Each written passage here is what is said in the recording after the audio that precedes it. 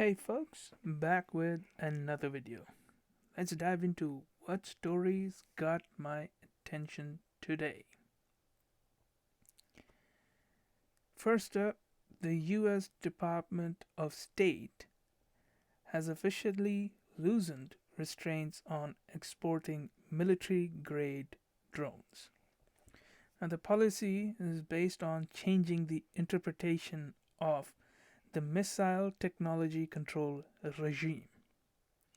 In the past, the US government effectively denied exporting drones to any country. Under the new changes, the drones such as MQ-9 Reaper and RQ-4 Global Hawk drones are likely going to be exported. Now, I think that in the future, wars would be largely conducted by drones. Moving on, Immigrations and Customs Enforcement, or ICE, tells students whose courses are fully online to leave the US or be in violation of the student visa and be liable to be removed.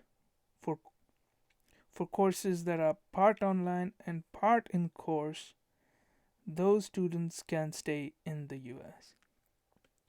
Now, I think the this is being pushed by ICE as a way to reduce the total numbers of foreigners in the country, and also as a way to reduce potential Chinese influence in the country.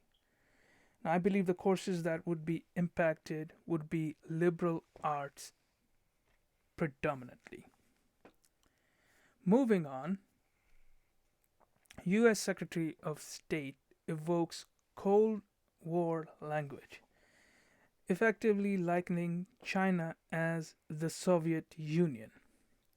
Secretary Pompeo urges allies that they have a duty to help the US defend freedom. Now, it seems that the era of diplomacy is effectively over. While the Chinese Communist Party is not a model to emulate, but that is no revelation. However, the recent turmoil has drastically changed the world's view on China and its government. And US officials now have dropped the title of president and instead have chosen General Secretary of the Chinese Communist Party for Xi Jinping. Now it seems US is deliberately trying to delegitimize the Chinese Communist Party in the world stage. Secretary Pompeo took the lead in this, and now other officials are slowly adopting this language.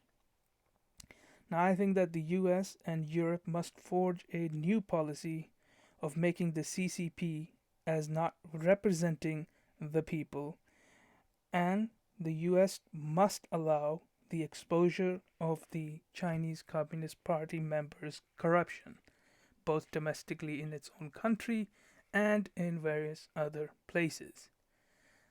And finally, Australia asserts that the Chinese claims in the South China Sea as unlawful. Australia in recent times has actively moved its navy with the USA in Pacific Ocean. All the actions from Australia point to the Australian government trying to position themselves in a strong military position along with the US. Now, the West is working to become a bloc against the Chinese Communist Party and the Chinese army. Now, I hope it does not become anti Chinese and it remains strictly just against the Chinese Communist Party. That's it for this video. If you like this video, then hit that like button and hit that subscribe button for future updates. I will see you in the next video.